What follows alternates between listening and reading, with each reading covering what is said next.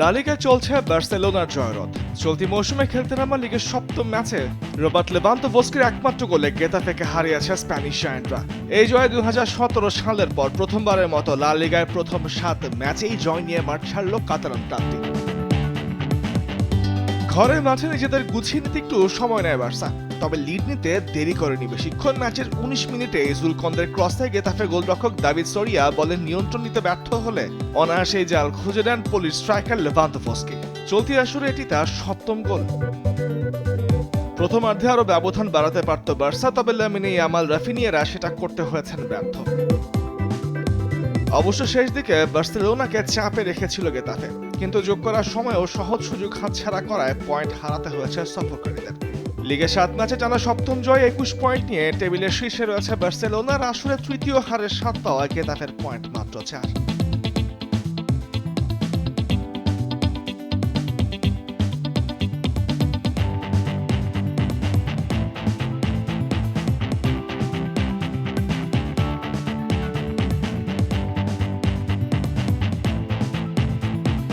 এদিকে কারাবাও কাপে বড় জয় পেয়েছে দুই ইংলিশ জায়ান্ট লিভারপুল ও আর্সেনাল।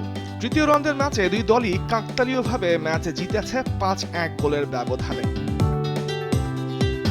যদিও এনফিল্ডে ওয়েস্ট হ্যামের বিপক্ষে শুরুতেই গোল হজম করে বসে লিভারপুল। ডিয়েগো জটা প্রথমার্ধে ব্যবধান করেন 1-1।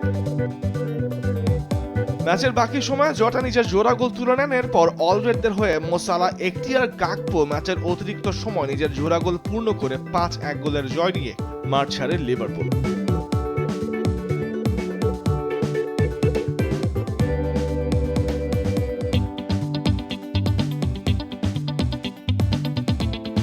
এদিকে অন্য ম্যাচে ডেকল্যান রাইসের গোলে ম্যাচে শুরু করে আর্সেনাল। এরপর রাহিম স্টার্লিং, হাভার্টস, ইথান নাওয়ারির জোড়া গোল করেন গানারদের হয়ে। বিপরীতে ম্যাচের 53 মিনিটে বোল্টনের একমাত্র গোলটি করেন অ্যালান কলিন্স। দুদলই আগামী 28 সেপ্টেম্বর মাঠে নামবে কারাবাও কাপের চতুর্থ রাউন্ডের জন্য। তামিমুর রহমান, স্পোর্টস ডেস্ক, দেশ টিভি।